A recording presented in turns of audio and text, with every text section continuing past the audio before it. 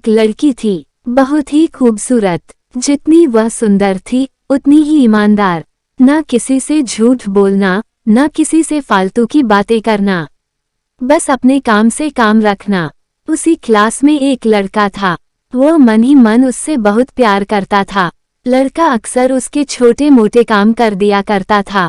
बदले में जब लड़की मुस्कुराकर थैंक यू कहती थी तो लड़के की खुशी की सीमा नहीं रहती थी।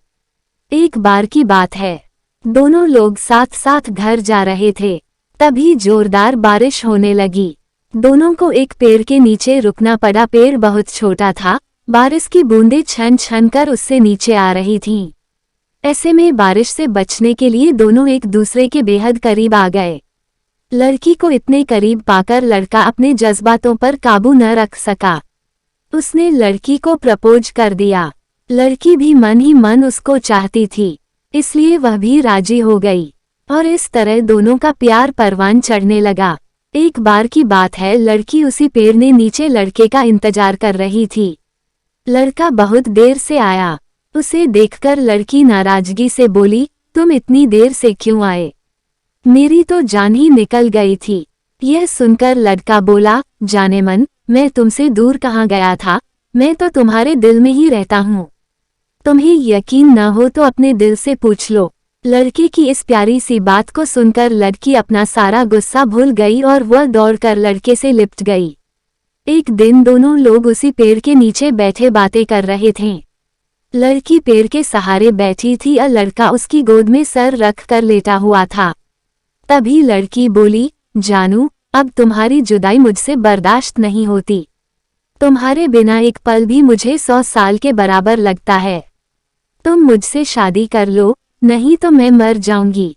लड़के ने झट से लड़की के मुंह पर अपना हाथ रख दिया और बोला, मेरी जान, ऐसी बात मत किया करो। अगर तुम्हें कुछ हो गया तो मैं कैसे जिंदा रहूंगा?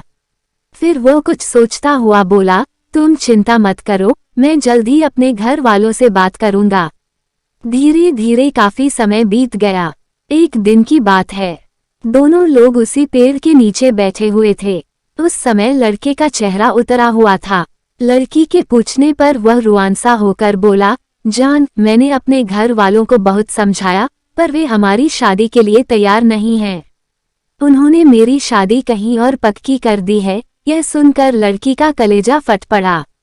उसका मन हुआ कि वह जोर जोर से रोए, लेकिन उसने अपने जज्बात पर काबू पा लिए और बोली, मैंने तुमसे सच्चा प्यार किया है, मैं तुम्हें कभी भुला नहीं सकती। प्लीज मुझे माफ कर देना। लड़का धीरे से बोला, वैसे अगर तुम चाहो तो अब से हम एक अच्छे दोस्त रह सकते हैं।